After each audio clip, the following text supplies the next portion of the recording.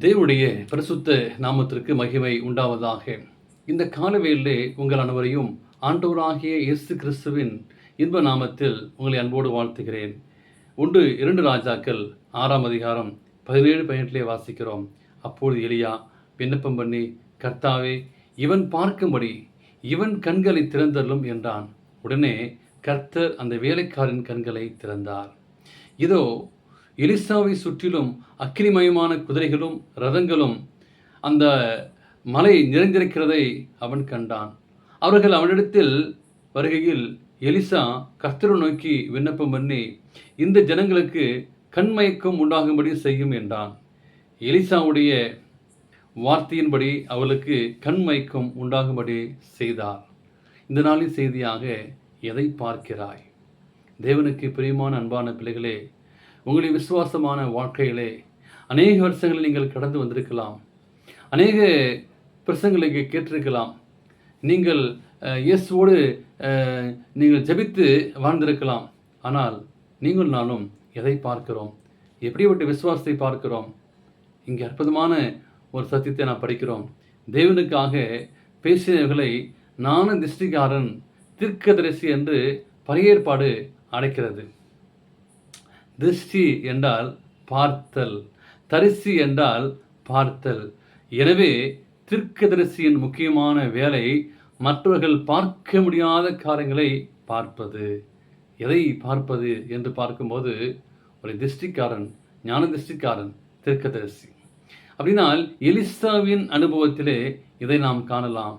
ஒரு சீரிய அரசன் இஸ்ரவேலை கைப்பற்ற திட்டமிட்டான். ஆனால் அவன் போடும் திட்டங்களை எல்லாம் ஆண்டவர் எலிசாவுக்கு அங்கே காண்பிக்கிறார். நீங்கள் நானுமாக ஆண்டு சமூகத்திலே உண்மையாக இருக்கும்போது நமக்கு எதிரியாக வரக்கூடிய திட்டங்களை ஆண்டவர் நிச்சயமாக காட்டுவார். அங்கே எலிசா அவற்றை பார்த்தார். இந்த தகவலை இஸ்ரவேல் ராஜாவுக்கு எலிசா சொல்லிக்கொண்டே இருந்தார். அங்கே இஸ்ரவேல் ராஜா அங்கே தம்பித்து வந்தார். இதனால் கோபமடைந்த சீரிய அரசன் என்ன செய்தார்? இந்த ரகசியத்தை இஸ்ரவேலுக்கு சொல்வது யார் என்று கேட்டான்.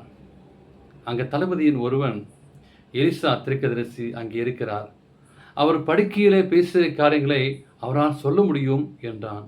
எனவே தீர்க்கதரிசி பிடித்து வர இராணுவத்தை அனுப்பினான்.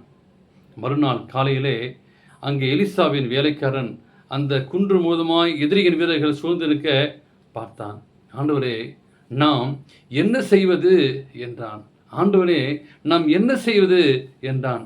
நம் பக்கம் இருப்பவர்கள் அநேகர் என்றார் எலிசா. தான் சொன்னதை நிரூபிக்கும்படி வேலைக்கான கண்கள் திறக்கணும் என்று சொல்லி செபித்தார்.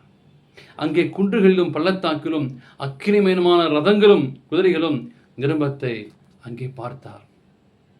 அதன் பிறகு எலிசா அங்கே ஜெபித்தார்.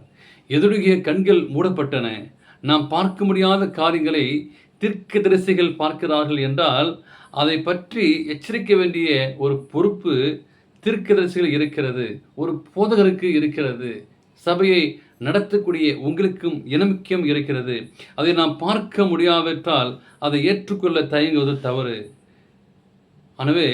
எனவே அங்கே சுவரின் நிலையில் நிற்கிற காவலன் ஆபத்து என்று கத்தும்போது எதுவும் வருவதாக தெரியவில்லை என்று சொன்னார். ஆனால் அதை பார்க்கும் போதெல்லாம் எல்லாம் முடிந்துவிடும்.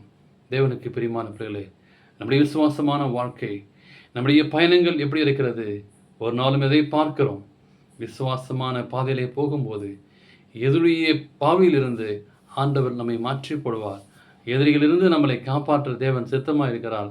அப்படியேப்பட்ட உண்மையான விசுவாசத்திலே நீங்கள் நானும் வாழும்போது அதே அற்புதத்தை ஆண்டவர் உங்களுடைய வாழ்க்கையிலும் எங்களுடைய வாழ்க்கையிலும் செய்ய சித்தமாக இருக்கிறார். அப்படியேப்பட்ட ஆசீர்வாதத்தை நாம் பெற்றுக்கொள்வோமா?